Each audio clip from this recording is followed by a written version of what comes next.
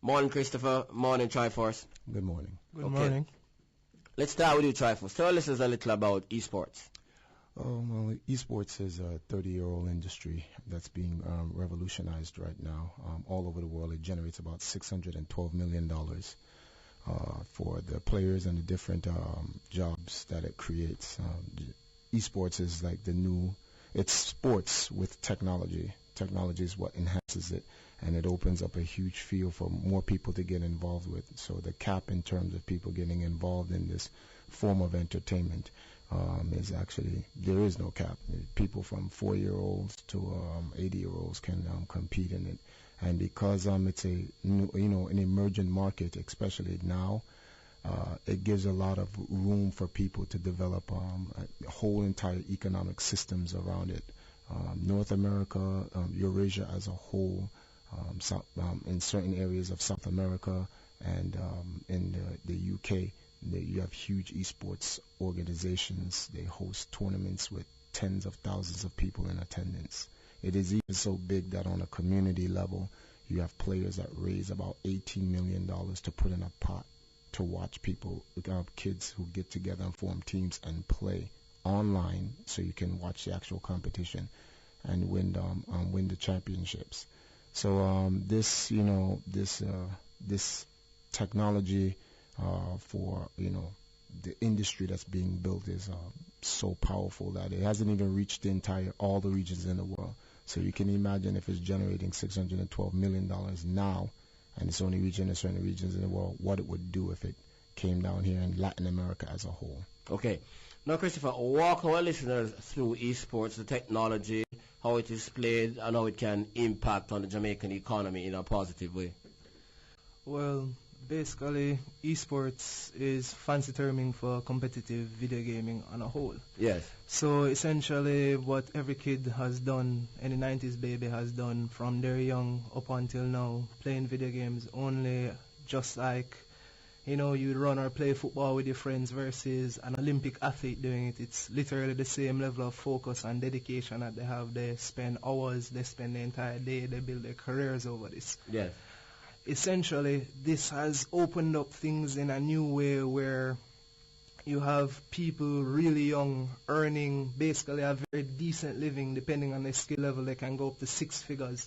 Yeah. I mean, the top players in the world, they're basically making over $1 million US a year, not just from tournaments, but they also do something they call streaming, where basically outside of tournaments, where you would sit at home playing, they just video cam themselves playing. Okay. And so they get other people interested not only in the game, but basically show them how to play the game better and grow as players. So as TriForce says, it creates a community, a family vibe. Yes. And I mean, family businesses is something that's really popular in Jamaica. That's something that's understood. So the community is strong.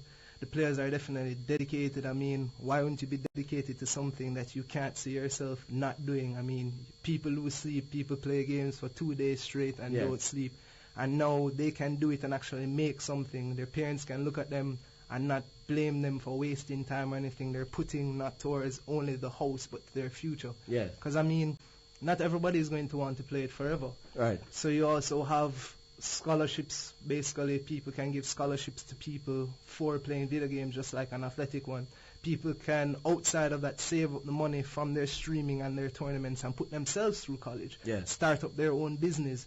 Basically, this becomes just one of the many economic avenues to build your own dream. Okay. Now, TriForce, how popular is it in Jamaica, and what is needed to get it up and running in Jamaica? Well, video games has always been popular in Jamaica.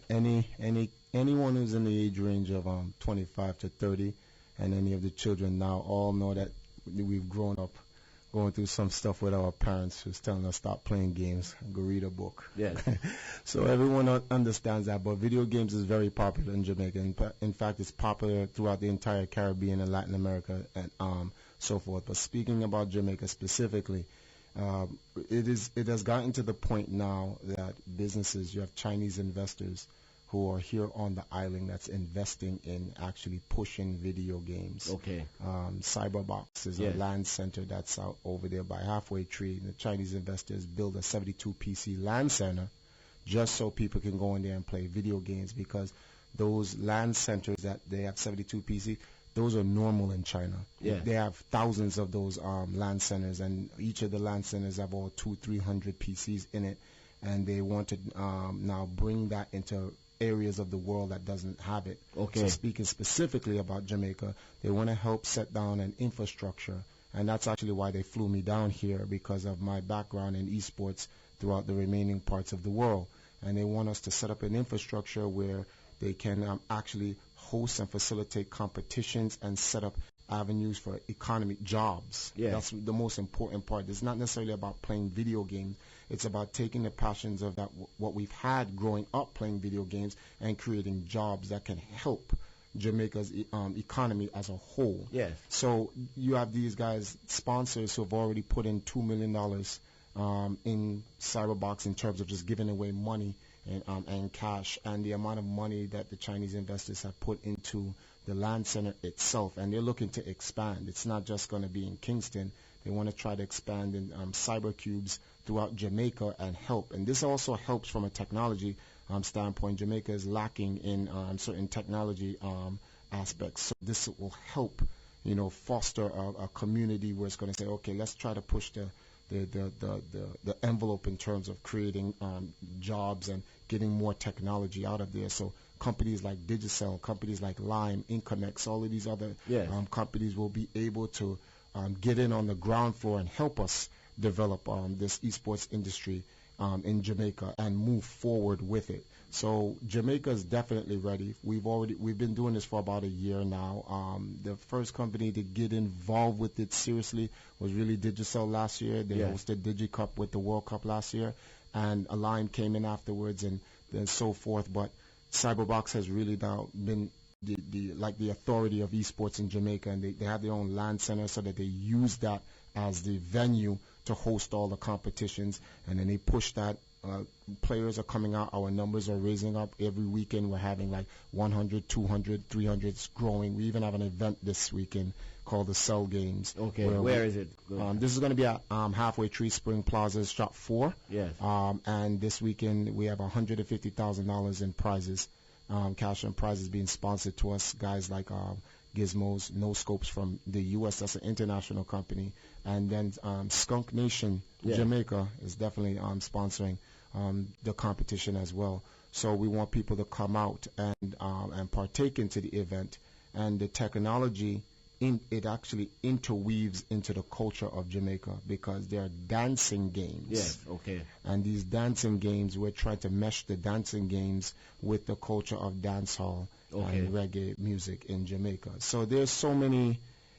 You would need a good 1 hour show to kind of like get into the different areas of how this integrates. Okay. Now finally, Christopher, tell our listeners, those who want to become involved with these games, what does it take? Well, first of all, what do they need to do? First of all, they have to have a serious interest in it. I mean, if the game can't hold your interest, you're probably not going to want to play it for long. But when you find a game you're really interested in, don't let the failure stop you, because everybody know when you're not initially skilled at something, people kind of feel a way about it. Yes. But no, just push. Find friends, especially if it's a team game. Find friends that are just as dedicated or even more dedicated at you, that forces you to come out of your comfort zone. Yes. So it's hard work, dedication, and a good sense of fun. And believe it or not, strategy, intelligence. Yes. A lot of these guys, even if you don't put it as book smarts, there is a type of awareness and strategy that you have to become successful. So it's basically an all-round growing experience. I mean, it's like mini versions of life on your screen. So those who want to participate over the weekend, what do they need to do? Oh, they can just come down to Cyberbox, the LAN Center, either on Friday or early Saturday morning. We open up at 10 o'clock, and they can register. Where are you located? Shop 4, Springs Plaza and Halfway Tree. Okay. So right behind KFC.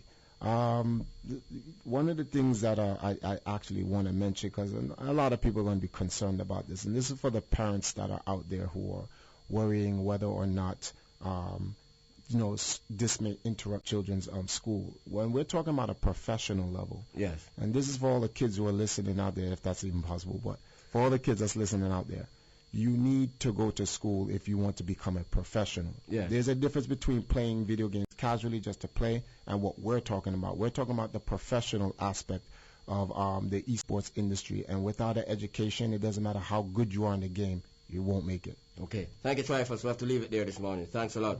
That was Christopher Vaz and TriForce Johnson, partner and owner of the most successful esports team in the world, talking about the potential of the industry insofar as revenue generation and employment creation are concerned.